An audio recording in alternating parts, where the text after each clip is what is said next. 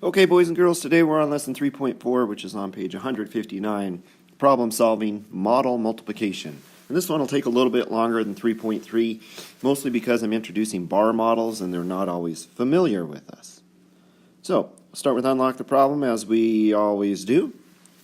3 groups of students are taking drum lessons. There are 8 students in each group.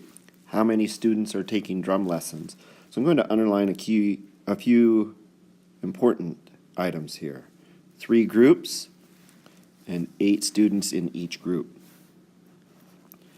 So coming down here, the first question is I need to find how many blank are taking drum lessons, and that is students. How many students are taking drum lessons?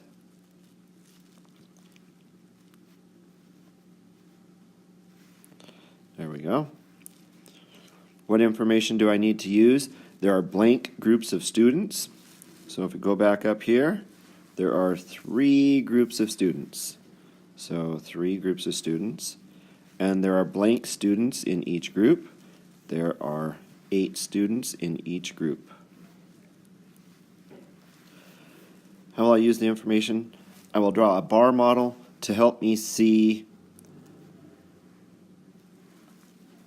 students taking drum lessons. I'll underline that up at the top again in case you missed that.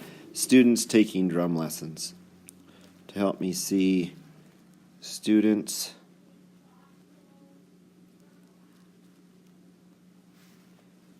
taking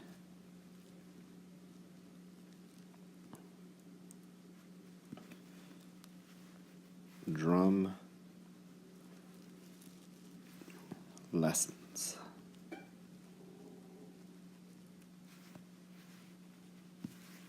Okay. All right, so let's slide over here. And this is now where we're looking at the bar, excuse me, looking at the bar model. And this right here is the bar model. Okay, so it says complete the bar model to show the drummers. We're going to write 8 in each box to show that there are 8 students in 3 groups. And that's why we have 1 box, 2 boxes, 3 boxes, because we have 3 groups. The number of groups is the number of boxes. Okay? We have 3 groups, so we have 3 boxes. There are 8 students in each group, so there are 8 in each box. And that's how a bar model works. Since there are equal groups, I can multiply to find the number of students taking drum lessons. Here up, if we look at the bar model now, how many groups we have? We have 3 groups of 8, or 3 times 8. 3 times 8 is 24. You can, if you know the multiplication fact, that's great. If not, you can use repeated addition. You can draw pictures. You can grab manipulatives and use those. There are 24 students in all. All right. Let's slide over here. We have another problem. What do we need to find? It's always this part right here, right? That question. All right. So let me read the rest of this now, right here. It says, 12 students in Mrs. Taylor's class, underline 12, that'll be important, to start a band. 7 students each made a drum. The rest made 2 shakers each. So what information do I need to use? Well, drums are 7. Total students is 12. But they don't tell us how many are making shakers. So shakers, I don't know. Okay? How will I use the information? We're going to make a bar model. All right, I'll do this quickly. Here's our bar model. We have 12 students. And that's what I wrote here. Oops, excuse me. That's what I wrote right here. We have 12 students. 7 of them are drums. And then we have to figure out how many are the shakers. How many students made shakers, right? So the bar model breaks it down for us. The 12 is our big number.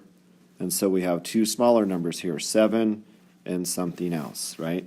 So 7 plus something needs to equal 12. 7 plus 5 equals 12. But we're not done, because that 5 only tells us how many made shakers. That's 5 students. I better write students here too. 5 students made shakers. Okay? But the question was, if we look back up here again, how many shakers were made? Each student made 2 shakers. So I can draw one more bar model.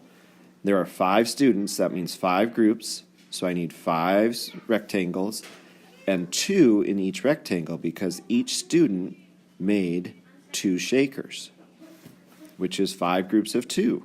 5 groups of 2 equals 10. Or I could skip count 2, 4, 6, 8, 10. How many shakers in all did the students make? 10. All right? So as always, boys and girls, this is Mr. P, and I am out. Good luck.